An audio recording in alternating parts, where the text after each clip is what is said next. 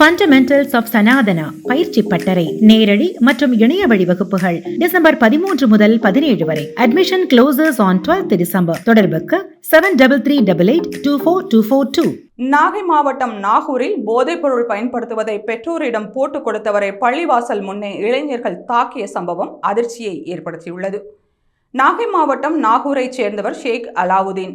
அமெரிக்காவில் வேலை செய்து வரும் இவர் இப்போது விடுமுறைக்காக சொந்த ஊரான நாகூருக்கு வந்துள்ளார்.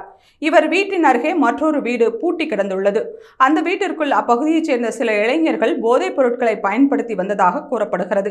இதை கண்ட ஷேக் அலாவுதீன் இளைஞர்களின் பெற்றோர்களிடம் பிள்ளைகளை கண்டித்து வைக்குமாறு கூறியுள்ளார்.